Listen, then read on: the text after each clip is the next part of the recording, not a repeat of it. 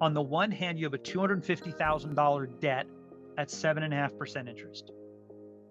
On the other hand, you have a $750,000 house that only has to average 2.5% growth. As long as it appreciates at least 2.5%, it's the same percentage of equity. So what happens down the road? It depends. If the house appreciates more than 2.5%, you're going to have more equity. If the house appreciates less than 2.5%, then you're going to start eating into the equity. Welcome to Get Real 411, the podcast where real experts give real advice on all things real estate. I'm Jamie. And I'm Brad. Join us as we explore real estate successes and pitfalls through the eyes of our esteemed guests. Now let's get real.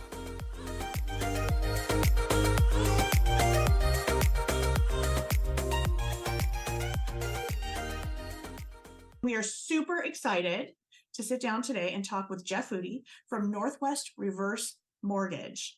Jeff, thank you so much for being here today. Thanks for having me. I appreciate it. We have really enjoyed, getting to know you a little bit more. And one of the reasons that we wanted to talk with you today is because it's really impressive the way that you have built your business solely focused on reverse mortgages. And so I would just love to kick it off by hearing a little bit more from you about what led you to decide that reverse mortgages and this particular subset of our community, our seniors, were the client base, and this was the loan type that you wanted to devote your career to. Gotcha. That's a good question. Okay, so I started out when I was in college. I got suckered into I should say suckered in, but I think it's a pretty appropriate term. I got to working for one of those like multi-level marketing financial service companies, right? And I was 21. I didn't know anything, but I was actually really good at it. And I'd made some pretty decent money at it. And I had two business partners, and we were making pretty good money for being in a little college town. And one of us had the brilliant idea of moving somewhere where people actually had some money. So we moved down to San Diego, and I thought, oh, this is it. We're set. We got in a relationship with a guy who owned a couple of Jackson Hewitt tax services, so we could sit in their office during tax season. And man, we thought we had it down. And then found out that we're 20-something-year-old kids trying to tell people what to do with their money, and there was we had a couple of brick walls, and so we didn't do very well when we moved down there. And my wife found out she was pregnant with our first kid, and then we kind of realized that, hey, it's time to get a regular paycheck, and this commission only thing isn't working.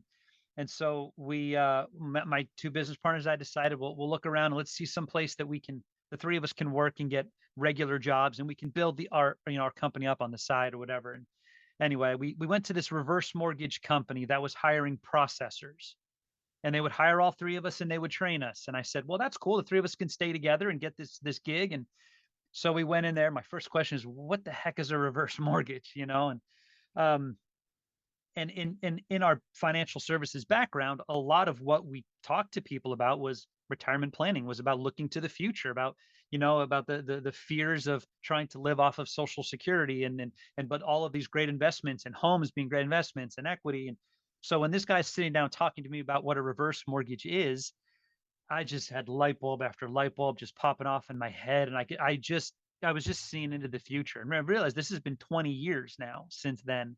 And I remember seeing this and hearing about this, and I was like, this is the wave of the future. I'm like, we've got this huge demographic of baby boomers hitting retirement, trying to live off of Social Security, which isn't enough to get by, but they've got all of this equity in their homes. I'm like, this is the perfect fit moving forward. And so, I got hooked right then and there. I started out as a processor, just helping do the files, and I realized that I'm really, really bad at processing.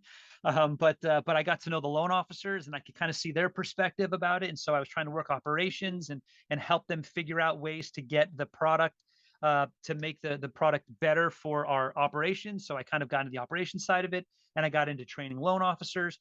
And then after a while, after doing that for a few years, I kind of found a little niche where I was doing consulting, where companies that were interested in doing reverse mortgages would hire me to come in for a couple of months and I would create a reverse mortgage division. I'd put together processing manuals, and I would train the loan officers, and I kind of get them, kick-started in it. And then I would, leave after a couple months and go do that somewhere else and do that somewhere else. And one company said, I went in there and they said, "Hey, we want you to stay." I mean, they made me a really good offer to stay, and we're like, "You've got to create this thing for us." And it was huge. We built out a company that I think we're doing. I think we were doing about 1,500 a year, and we were, nationally licensed, and we were a big brand name. I think we were the 7th top producer at the time, and we were, doing awesome with it. And that was about 2008, 2009, where the Ford Mortgage Company collapsed, and our parent company was a Ford Mortgage Company. So anyway, I decided that's when I got back into originating.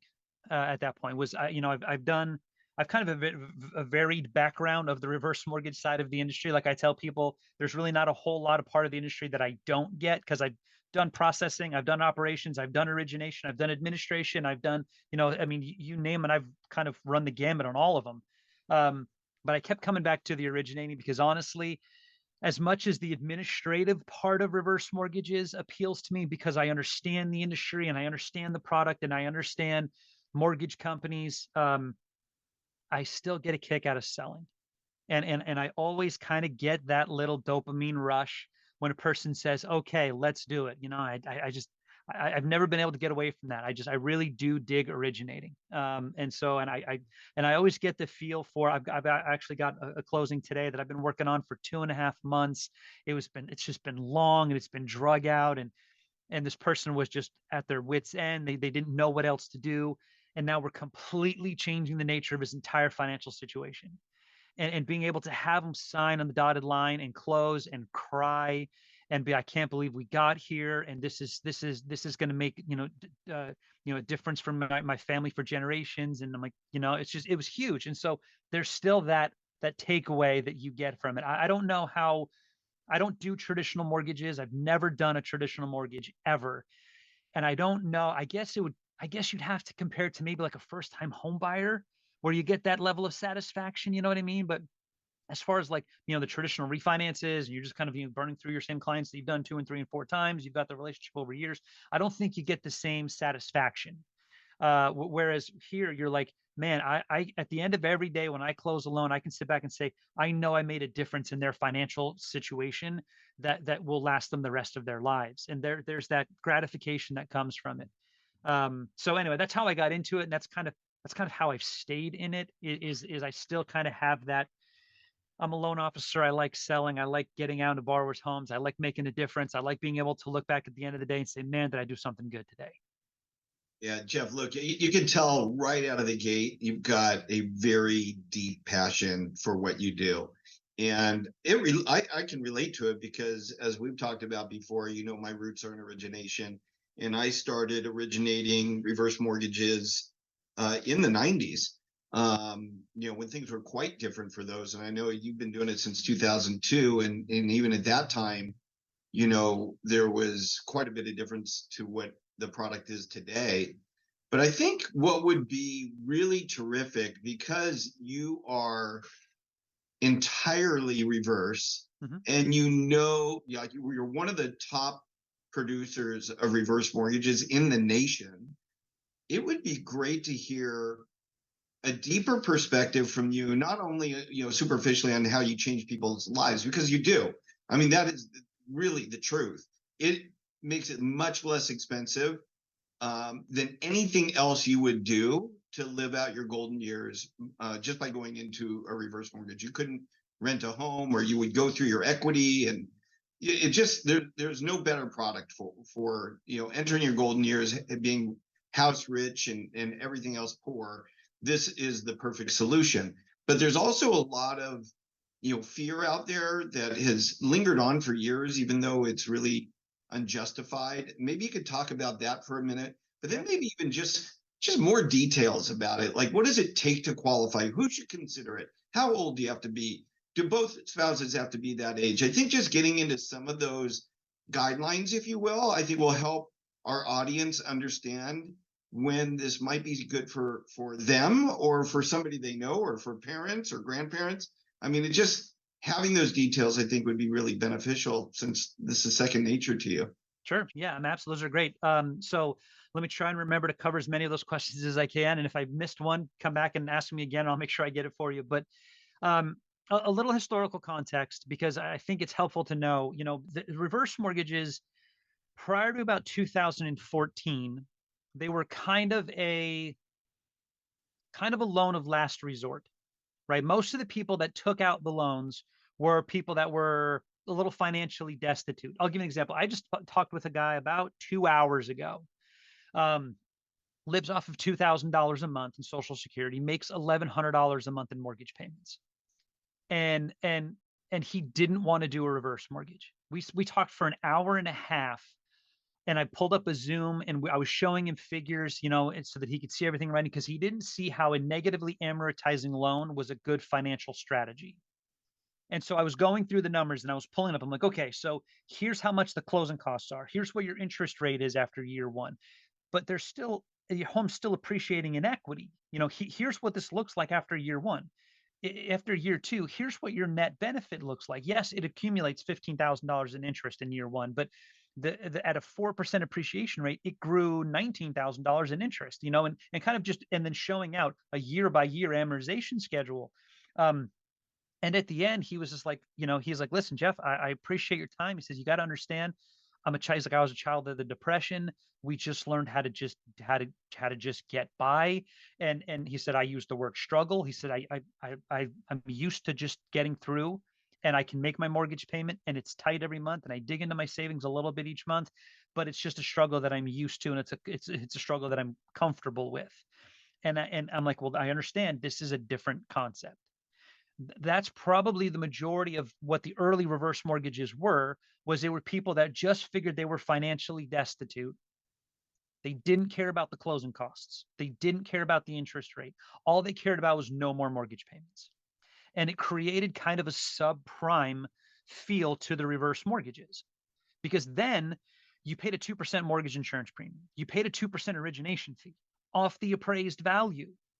So if you've got a $500,000 house, you're looking at 10 grand for mortgage insurance, 10 grand for origination fees, $20,000 in closing costs, plus the third party fees. It was ugly. And at the time, they'd qualify for like 75% of the value of their house. And they took all of the money out in a lump sum and accumulated interest on all of that from day one. It didn't take long before it ate up all of the equity. Right. So there was a lot of people who after they passed, there wasn't a lot of equity left in the homes, because they were getting 75% of it in a lump sum, right? So 2017, FHA made some changes to the program. And so 2014, they made some more in 2017, and it completely changed the structure of the reverse mortgage. Now, instead of qualifying for 75%, they're qualifying for closer to 50%. And instead of having to take all the money out in a lump sum, they can take monthly payments. They can take a line of credit. They can leave it in the line of credit. There's this financial flexibility on how to take the proceeds. They didn't have to take everything right away, and it didn't accumulate a ton of interest from day one. And so that made it so that there was more equity left in the home. And over time, the probability of eating up into the equity was very, very small compared to what it was previously. And so it kind of changed the structure of what reverse mortgages were from about 2017 to about 2021, 22. Reverse mortgages were a financial strategy at that point. Like, it wasn't just the loan of last resort. Now, I teach CE classes to financial advisors, to CFPs, on how using a reverse mortgage with a line of credit can help sustain the borrowers financially over the rest of their lives. When to take money out of their nest egg, when to take money out of their equity in their home, how to use it simultaneously. We use it a coordinated withdrawal strategy. And all of a sudden, it's this viable financial piece to the reverse mortgage. And that's really what it had been from, like I said, from about 2017 to about 2021. It was this financial strategy. I teach CE classes for realtors on how to use a reverse mortgage for purchase that they had never even considered, previously. And so now a borrower, if they want to buy a $700,000 house, instead of, cashing out all of their equity or taking out, a huge mortgage and having a mortgage payment, the reverse mortgage can be that tool that can help them buy the house, and they don't have a mortgage payment. And it just completely blew their minds about how this works for the senior demographic. Now, more recently, when I say I mean within the last year, The market's kind of changed back to what it was previously. The product hasn't, but the market has. Because the interest rate is now higher, the amount of money that borrowers are qualifying for is decreased. So now the people that are doing reverse mortgages today, most of our new applications are people that aren't using it as a financial strategy. They don't care about the line of credit as much. They don't care about what are they using for the extra money for their equity. They're just trying to get rid of their mortgage. That's kind of what most of the applications are today because the rates are high. And they're saying, well, I don't care about the rates. I just got to get rid of my mortgage. So now we've kind of changed the market back to people that are kind of more financially destitute. So now my marketing effort from an originating perspective, I still have the referral partners, which is still always going to be the meat of my business, but more of my direct marketing efforts, direct to consumers, are back to that clientele of people that are falling behind on their mortgages, or people that have big mortgages and small incomes, and they're trying to figure out a way to make it work. And there's more of an immediate need for the reverse mortgage. And so that's kind of changed our marketing perspective in the last year. That's kind of where we're at. Now, as we start to see the interest rates get lower back to what reverse mortgages usually are, it'll go back to that financial strategy. So crossing my fingers and hoping that we get to there sooner than later, but that's kind of changed the strategy a little bit. I don't know how many of those questions it answered. Look, no, that's all great information. And, although, as you put it, the financially destitute, or those people that are struggling to make their mortgage payment, it's definitely worth a consideration right. of looking into a reverse mortgage. It goes way beyond that because it's quality of life. If you're just on Social Security or a small pension that maybe even replaces, if you're a public employee and you're on pension, you get like no Social Security. Like it reduces your Social Security. So, they make it so that you have to struggle. And even though you might be able to get into a low income apartment or something like that in some cities, like the quality of life is just diminished dramatically. And then you don't have leftover money to go take care of the grandkids or do something fun or, live, go on a cruise, whatever it is. Right. And so it's really getting through to those folks that it's not just about the mortgage payment, it's about quality of life. Mm-hmm. I know one of the biggest complaints or issues that borrowers have with this, especially when they involve their children in the decision-making process, is what about the equity? Like, the equities for my kids or for my grandkids. And what do you say to somebody like that? That's a good question. I'd say, okay, look at it like a traditional mortgage for a second. So this is exactly how I would answer that question. A traditional mortgage. Okay, let's say you buy an $800,000 house. I know a lot of your audience may be in California, but there are such things as $800,000 houses the rest of the country, right? Anyway, so no, let's say you have an $800,000 house and you take out a $400,000 mortgage, 30-year fixed, right? You make payments over 30 years. And let's say that you actually abide by the terms. You never refinance it, you never move, you never sell. After 30 years, and you've paid off the balance of the mortgage, how much do you actually make in mortgage payments, right? Way more than double what they originally borrowed, right? They borrowed $400 30 years ago. They paid back $850,000. In what sense does that make, what world does that make sense financially? Okay, you borrow 400 over 30 years, you're going to pay back more than double what you originally borrowed. The only way that makes any sense is because you acquire an asset. The house was worth 800 grand 30 years ago when you bought it.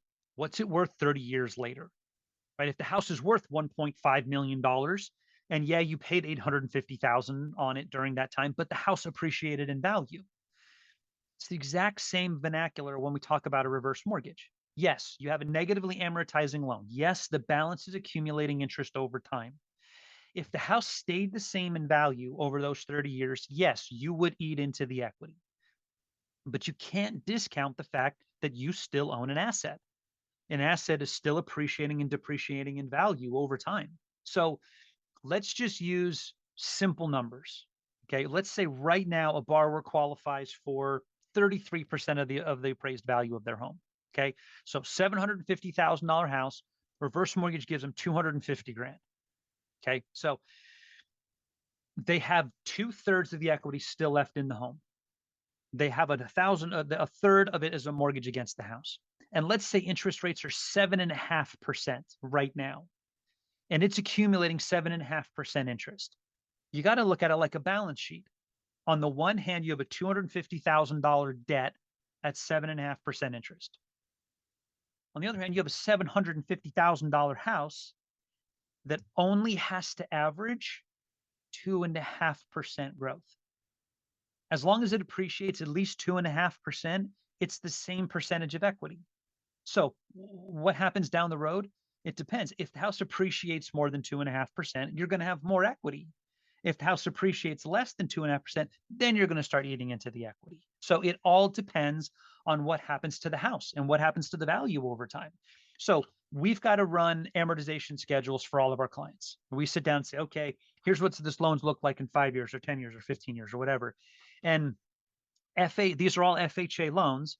So FHA requires us to use a 4% appreciation rate on our projections.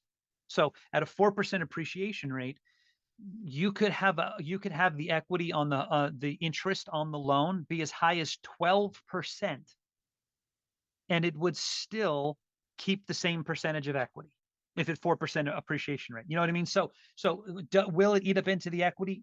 The answer to that question is depends on what happens to the housing market and what it does over time. I go back to them and I'll say, what was the house worth when you originally bought it? And they'll always laugh or giggle. They'll say, well, it's probably worth about 125 grand when I originally bought it. Okay, well, what's it worth now? Well, it's worth 750,000 now. I'm like, okay, yeah. So over those 15 or 20 years, how much did it grow in value? It's still going to continue to grow in value for the next 10 to 15 to 20 years. All you're doing is instead of making monthly mortgage payments, you're deferring it and letting the payment be made at the end. And you're trusting in the appreciation of the value of the house for the next 15 to 20 years, like you already have for the last 15 or 20 years. Yeah, I think that last point was probably the most poignant. And that is, what I used to say to borrowers was, yeah, that is true. It is possible that you could live to a ripe old age of 105 or more, and you could owe more on your property than the value at that time, just depending on the time, of the economic times you're in and so forth.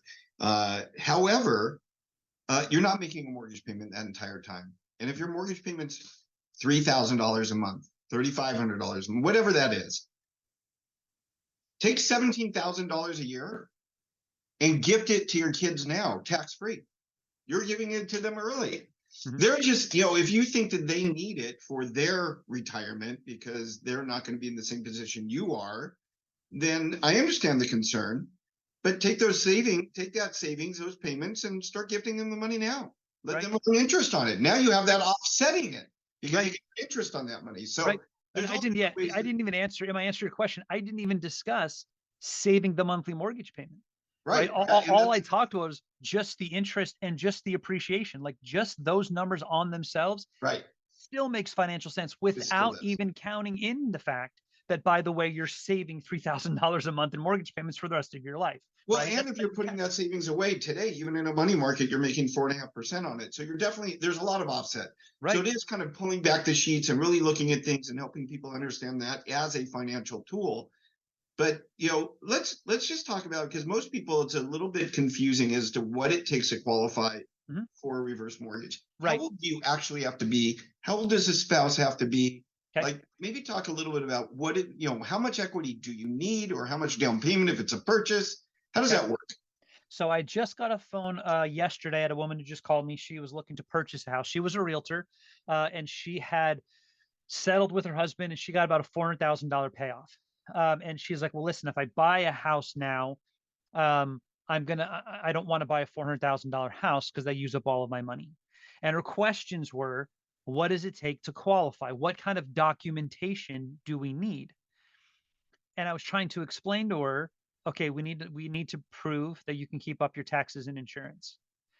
And she kept coming back like 3 or 4 times asking more detailed questions about stuff we don't care about, because that's what they're used to, right? A traditional mortgage, you have to prove you can pay back the loan. right? They look at your income, your debt to income ratio, your credit score, your credit history.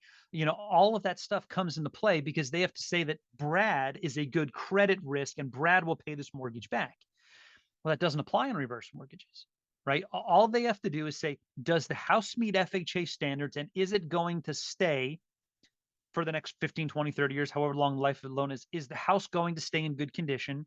And can the borrower keep up the taxes and insurance? That's what there's a financial assessment where we look at every person's situation and we say, have they kept up their homeowners insurance?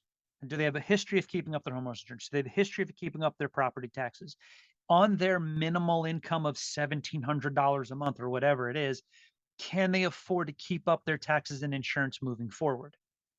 That's the extent of the financial assessment, right? We don't, did they have, mortgage lates or things like that? We can look at those and see if those are issues. And, credit score is not a determining factor on reverse mortgages.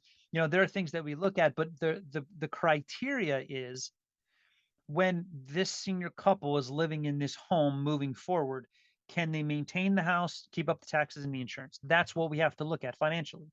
There's no credit score, there's no debt to income ratio. Those things don't apply. So it's a matter of three factors: their age, the appraised value, and interest rates.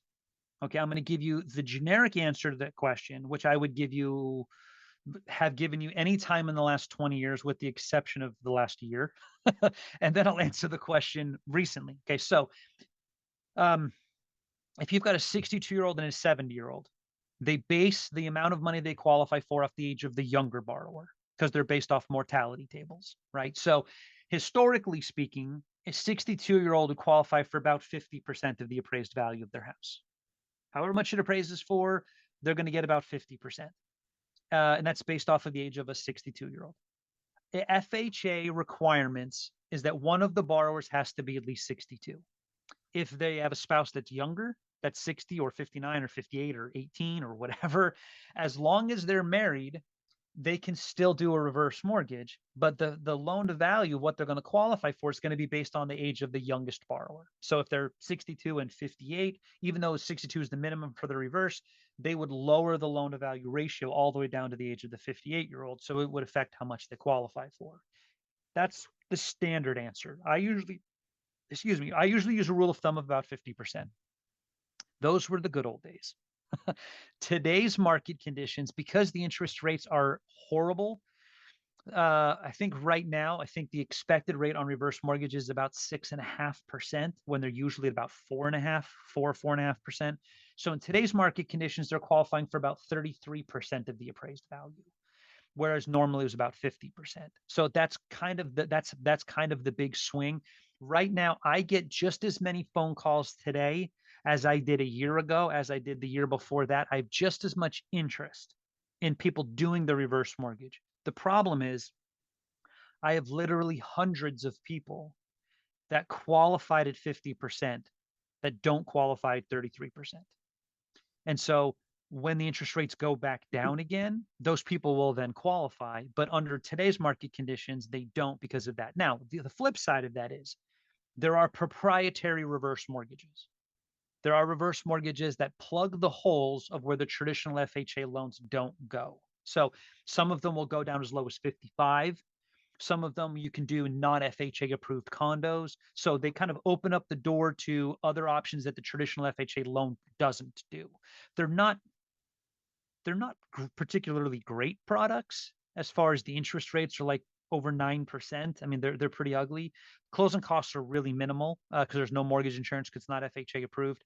But in a lot of situations, they're a really good program. The one I was talking about earlier today, that's closing right now, closing today, it's a $5 million house up in Washington State. The traditional FHA loan wouldn't have made any sense there. We wouldn't have gotten enough money. But with the jumbo products, the proprietaries, it made all the sense in the world for him. So, yeah. Okay. So I've also heard that you can qualify if you're 55. What are the guidelines on that? Yeah, so those are the proprietaries where it'll go down to, you got 2 55-year-olds, they'd be able to do it.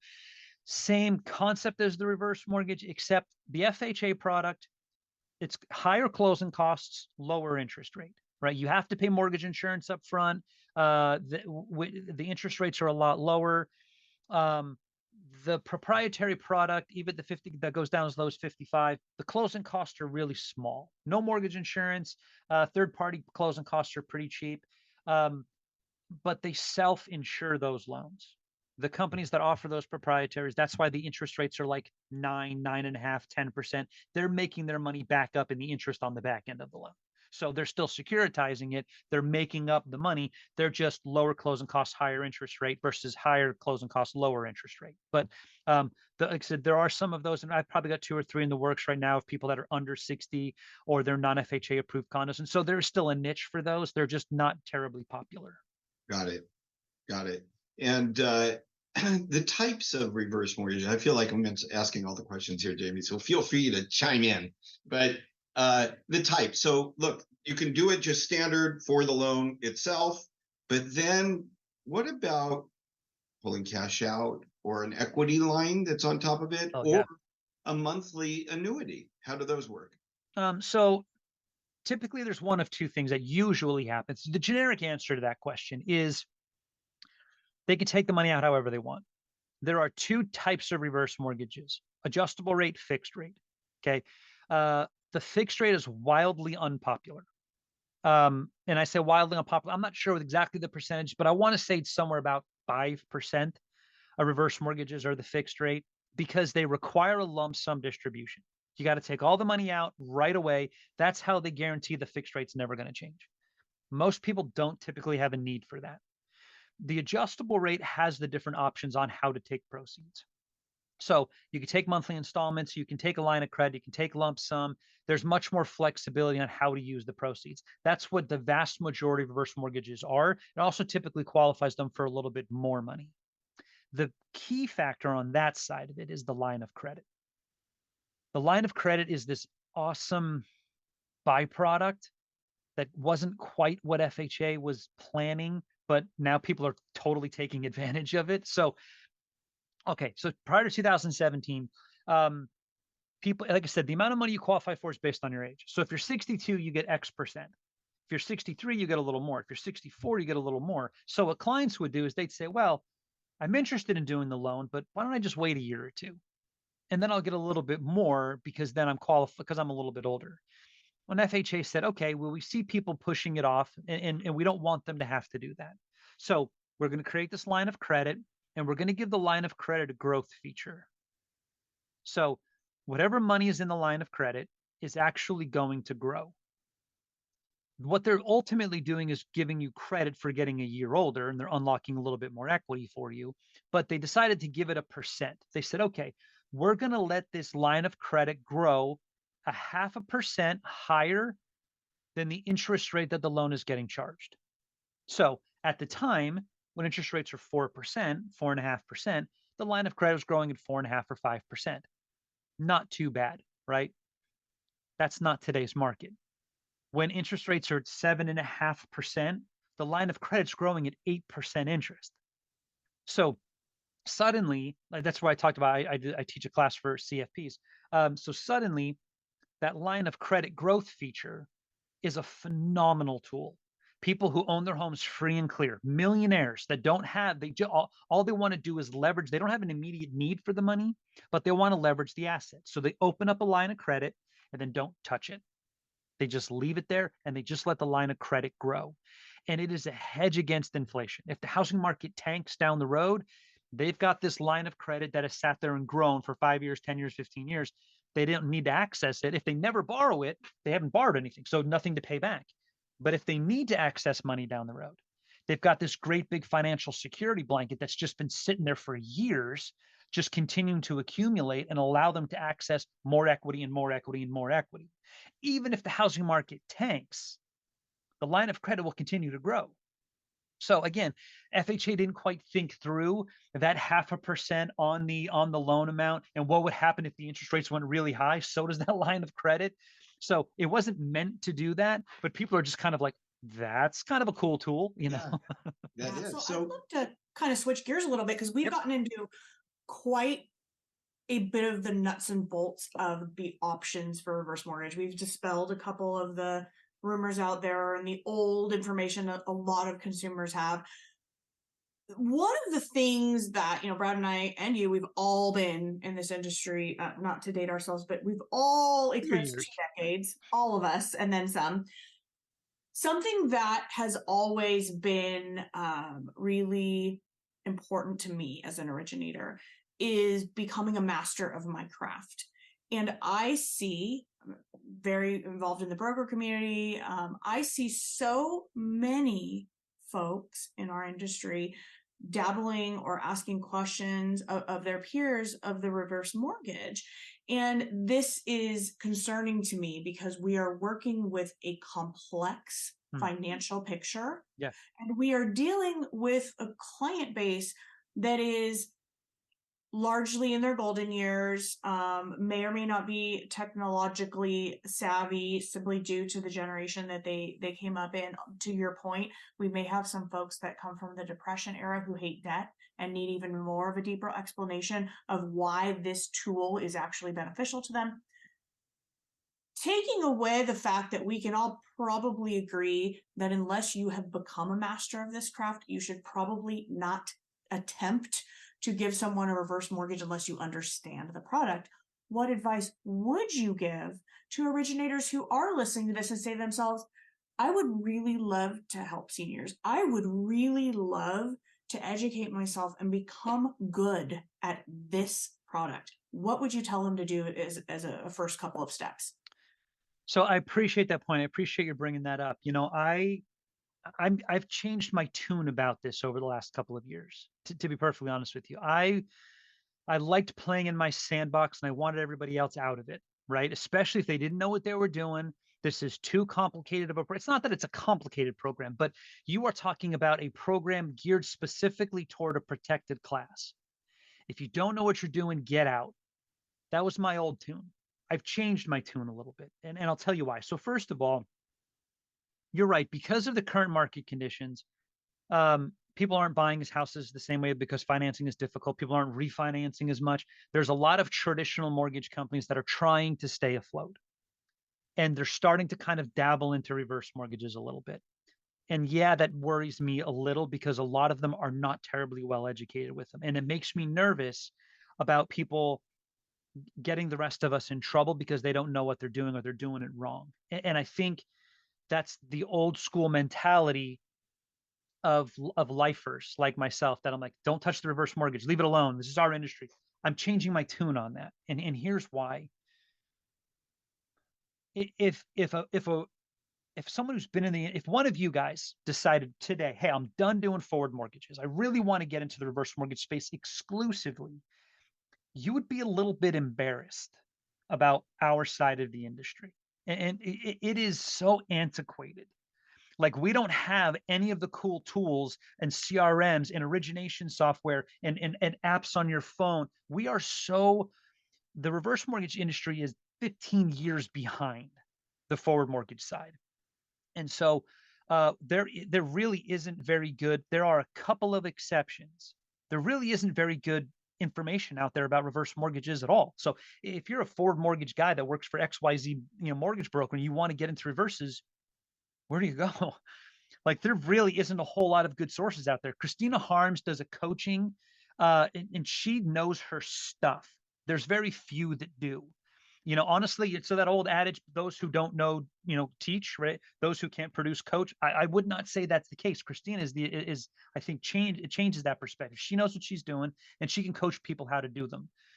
I'm very good at originating, not a terrific coach. That's not my area of expertise, but moving into this industry, in order for my side, the reverse industry to change, and in order for it to get updated, and in order for reverse mortgages to become a part of mainstream, we need the forward side to get into this side of the industry. We need those mortgage companies and mortgage brokers. We need big, big players to get into the reverse mortgage space, to bring us up from the antiquated systems that we've been using. Honestly, we just got into a web-based origination software about a year and a half ago. Like that's how far behind the eight ball we are.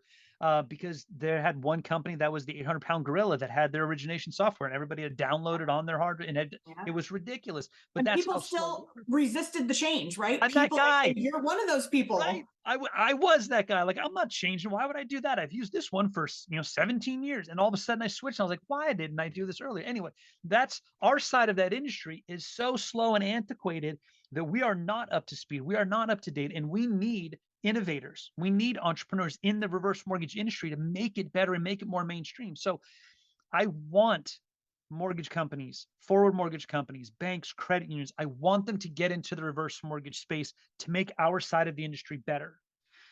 They need coaching, they need training, they need experience. Most of the investors, and when I say most of the investors, I mean Mutual of Omaha, Finance of America, Longbridge, SmartFi. Those guys are pretty good sources of information, but you have to understand, as an outside originator getting into the industry, all of them are looking for captive originators. Sure. All Absolutely. of them want their, they want you to send there is not a whole lot of very good generic third-party information that will tell you, here's the event. Here's when I use Mutual of Omaha. Here's when I use FAR. Here's when I use Longbridge. Here's when I use SmartFi. There are advantages and disadvantages to all of them. I like all of them a great deal. I've got good relationships with all of them, but there are advantages and disadvantages to all of them. A mortgage broker getting into the business, first thing you got to do is whoever's giving you the information, like anything on social media or wherever else, what's the source? Where are you getting your information from? The person who's talking to you, what do they know about reverse mortgages? If it's XYZ wholesale operation that just started doing reverse mortgages 6 months ago, you're probably going to get limited information. If you get into one of the big players that have been doing reverses for a long time, understand they're still only going to give you 75% of the information out there because they're going to give you enough to originate loans with them. They're really not giving you all of the reverse mortgage information. Yeah, I think you're completely right. And I think that you bring up a great point when it comes to the coaching. We're very fortunate, as we've had a division called Reverse Loan Solutions as an offshoot to our parent company, AmeriFund, for some time. And Christina, who's been a friend of mine in the space and a fellow, leader, a female leader in the community, we connected a while ago, and we share that same belief that this is a very special protected class of people who are, from a philosophical standpoint, very near and dear to us, and we want to protect them from predators. But also that as we all reach different stages of our long careers in the industry, we often find ourselves asking, what are we leaving? What kind of a legacy are we leaving? So it's also, for me, about educating people so that when I am no longer on the front lines of this, I feel confident that there are other people that are equipped to serve these consumers the way that they deserve to be served. So I agree that coaching is excellent. I also agree that almost all of the reverse lenders out there have some sort of training and guidance, whether it's from an AE specifically or actually through a module. Right. What we did with Reverse Loan Solutions that's been very successful for a lot of our originators is we created like a mentorship and a training program where, whether you're a forward originator or you're just a new originator, you learn how to bird dog a potential reverse mortgage. You might be talking to a customer that you think is a forward customer, and through a series of discovery questions that we're equipping you to know to ask, you might uncover the fact that the reverse mortgage is more viable, or it might be the only viable option wherein a forward wasn't, helping a consumer to make a life-changing decision that's going to benefit them. Right. So I think that teaching people how to bird dog them is critically important. But then I think nothing in any module can ever give you the kind of practical experience that you need. And I think that you got to start doing them with an experienced person alongside you to make sure you're doing it right. 100% agree with that. Because I'll tell you, I have not had a lot of success converting a forward mortgage loan officer into doing reverses. And the reason for that is because they're selling a product. They're selling a product, right? They're used to, here's my client, here's their credit score, here's their income, here's the product, the program in which I can fit them into. That's not this. The people who are really good at this tend to be insurance salesmen, financial advisors, people who sit down with the client and say, okay, tell me where you're trying to go and let me see how I can help you get there. They're benefit selling, because the selling the specifics of the program is one thing. This is a very different demographic. And selling to this consumer is very different than selling rate and term to a client. And I'll tell you, a lot of times, even still, some reverse mortgage clients, they don't even know what questions to ask. All they ask is, well, what's the interest rate? Because that's what they're used to. Mortgage, well, what's the interest rate? That's not the case with these. And I'll tell you, these are not, there's a reason that reverse mortgages have a very long shelf life. They take a long time to process. A very good forward mortgage producer may close 15 loans a month to 20 loans a month. A good reverse producer may close 3 loans a month, and they may make the same amount of money. I mean, the process of these, they take a long time. You're not dealing with, okay, borrower calls me and says, okay, I'm interested in doing a reverse mortgage. I say, okay, well, let me email you a proposal. I don't have email. I don't use email. Okay, so, well, let me mail this to you. I've sent it to your PO box, because they drive 45 minutes out there once a week to get their PO box. Then they get the proposal and say, okay, well, now what do I do? Okay, now we got to get you scheduled to do the counseling, and then we're doing an application, and then they've got to send me back closing or pictures of their IDs. They're not taking a picture with their phone, scanning a copy of their driver's license and emailing it to some secure Dropbox. They don't know how to do any of that stuff. So patience is paramount when dealing with clients. I will have people, and the other thing is, most of them think in their head, this is the last loan that I'm ever going to have. They're not in a rush. I have a client that I just closed about 3 months ago. We started him 5 years ago. They take their time. This is their kids are involved, their financial service their advisors are involved. The best type of loan officers for reverse mortgages have a charitable, what's the word I'm looking for? There's a particular a service mentality. Right. That they realize they're not pushing anybody to do anything that will never work. You are not going to work off of your time frame. You can't create some false sense of urgency about rates are going up tomorrow, so we got to hurry up and get that paperwork back. That doesn't work in this side of the industry. It's going to take time. Big producers in reverse mortgages, and I'm talking big producers aren't the same in reverses as they are in forward sides, right? Big producers that do 100, 150 loans a year, right? That's good production for an individual loan officer. They're working on people and loans that they started months and years ago in order for them to be able to push them through the process. The average turnaround time is, and we're getting pretty good. We're a little under 30 days, but it used to be 60, 65, 70 days on every file that came in the pipeline.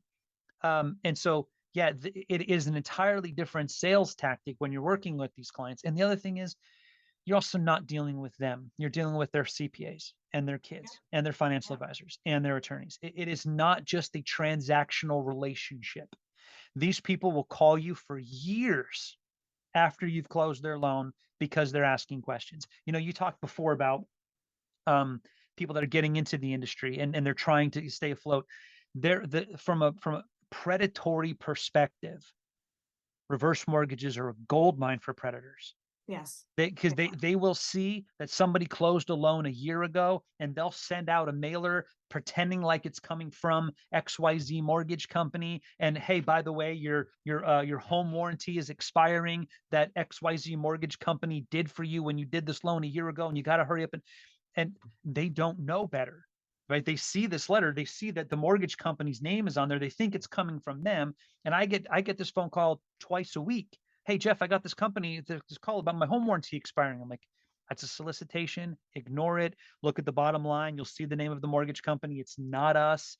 There are so many predators on the side of the business. And I think that'll always be the case, but that also gives reverse mortgages a bad name because people tie those together and think that that's who the rest of us are in the industry. And it's not. And the same thing with the forward side. You've got bad cases, bad apples out there, make everyone else look bad. But the difference is On the forward side, you guys have big names. Wells Fargo, Bank of America, big credit unions, big mortgage companies. You have these enormous entities. We don't have that in the reverse mortgage space. So like the credibility, we say, oh, well, we've got Finance of America Reverse. And they're like, who? You know what I mean? Or yeah, no one knows who that is. Like we used to have MetLife was in the industry and Wells Fargo was, and Bank of America was, and Financial Freedom was, and, and Countrywide was. There was some big names in the industry that aren't there anymore. And so we don't have the same level of credibility to the consumer as much as we do in the industry. Jeff, And I want to circle back a little bit to Brad. I think you have a question too, but a little bit back. We originally started our chat today and we talked about why doing these loans is important to you and why you have a passion for these customers. Would you mind sharing with us? You can just pick one story of any reverse mortgage that you did for a family that was more fulfilling to you on a human level, and why?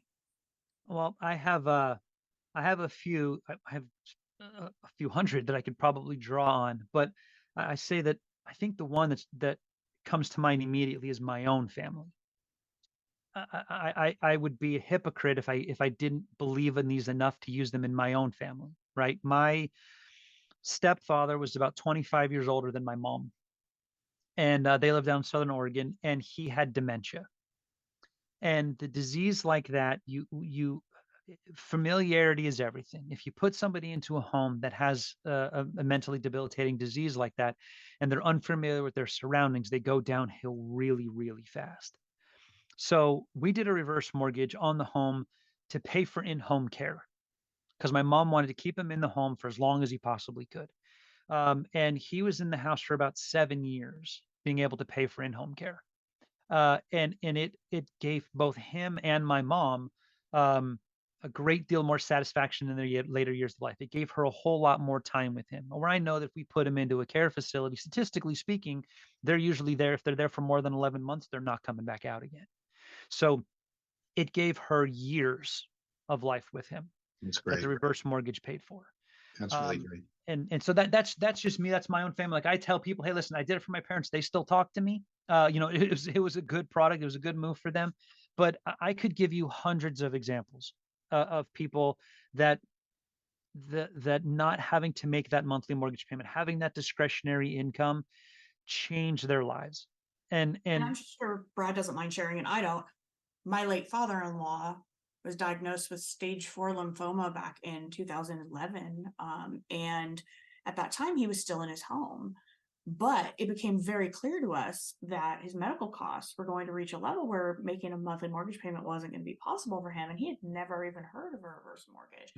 It was the solution for him. And it took us all the way through the end of his life, allowing him to stay in his home. But to take it another step, his estate was in a trust. And let me tell you, that reverse mortgage company was absolutely phenomenal and sensitive and compassionate to us as we had to begin to make the necessary plans to decide what to do with the house. And for reference, my husband being one of the 3 trustees, we refinanced it into a conventional loan, bought out his siblings, still had plenty of equity in the home, turned it into an investment property in all ways, not only for my late father-in-law during his end of life, but also for his kids, which was what was so important to him. He was able to leave them a legacy without sacrificing the quality of the life for the years that he had left. So for me personally, obviously I believe in the product as well. Yeah. Right. Yeah, I think we all have somewhat of a story like that. I do too. But I want to kind of conclude with this, Jeff. I know that you mentioned earlier that you do CE courses. So when you say you're not really a teacher, you are a teacher. You've taught, right? Right, I do regularly. Jamie asked you, how do people that are originating forward loans get into the reverse business? He said, I welcome them. There's too many people that need it now, but we need good people. So if you're okay with it, we'd love to put your information out there. If somebody wanted to get in touch with you and wanted to just get a quick introduction to, how they would make that transition or add the reverse product in the right way to be able to offer it to the right client base, can they reach out to you, and how would they do that? Sure. Yeah. If there's a way to be able to put my contact information on the thing, I'm happy to be able to help answer questions. I do get phone calls regularly from people all over the country who I have a 45-minute conversation with, and I probably never hear from them again. But I'm here as a source of information. I do want the forward mortgage side to become better acquainted with the reverse mortgages. I want this to be much more of a mainstream product, and I believe that it will be. I believe that it's necessary. I think that home equity has to become a part of retirement planning. Yeah. Full Well, stop. we appreciate that you have that servant's heart, and we will definitely put your contact information below our post. And then Jamie has a question that she likes to pose. It'll be the last question for the day here. Sweet. To really make you think. Okay, so you don't know that this is coming, but she's gonna ask you this question. We'd love to get your answer. All right. So, Jeff, if you had an opportunity with all the life experience that you've amassed to sit down with your younger self, say Jeff at age 19 or 20, what would you tell him?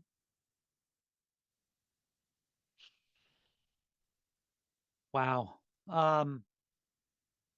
I have a 19-year-old, and I have a son that's 18 that is eerily similar. I'll tell you, in all of my experience in the industry and in a profession elsewhere, part of the thing that I get back from the reverse mortgage industry is I work every day with people that are older and smarter than me and have years and years of more experience than I do. And I say that I've learned a great deal of wisdom way beyond my age because I was willing to listen to people around me that were willing to give me information. And so every day I get to talk with clients that are 60, 70, 80, 90, that have years and years and decades of experience more than I have, that are willing to share with me their knowledge. And so 19-year-old version of me, I would hit him in the side of the head with a 2x4 and say, listen to people around you. Listen to the advice that people who are more successful are willing to provide you, and stop thinking you know everything. I think Very that's good. incredibly powerful. One of my favorite sayings in life is that we have one mouth and two ears for a reason. We need to do a lot less talking and a lot more listening in life and in business. So, Jeff, really appreciated this talk. I think it's a wealth of information for loan officers out there, for seniors out there who may not even know that this is a great product for them. But also, we dispelled some myths today, and I think that that's really powerful for our industry. So thank you again. Can't wait to see where you're at in a couple weeks' time here, and we really appreciate you coming onto our show. I appreciate it. Thank you for the questions. I feel, I've done some TV interviews, I've done some podcasts, I've done some things like this before, and I'll tell you, I appreciate the thoroughness and the depth of the questions and stuff that you guys ask. Like, it's not just superficial. Like, we want people to ask you these questions just so that you can hurry up and answer it. So we've got more, content to throw out there. But I appreciate the depth of the questions and the sincerity of the things in which you're asking, because honestly, not everyone does that, and I think it adds a lot more to what you guys are trying to accomplish. So I appreciate you guys, and I appreciate your questions. Right on. Thanks again, Jeff. Appreciate it. Of course. Thank you. Get Real 411 is hosted by Brad Rice and Jamie Kavanaugh, produced by Stuart Jellin, and recorded live from the AmeriFund Home Loan Studio in Simi Valley, California. You can learn more about the show at getreal411.com and watch full episodes on YouTube. If you're interested in being a guest on Get Real 411, email booking@getreal411.com. Please subscribe, rate, and review us on Apple Podcasts, Spotify, or wherever you get your podcasts.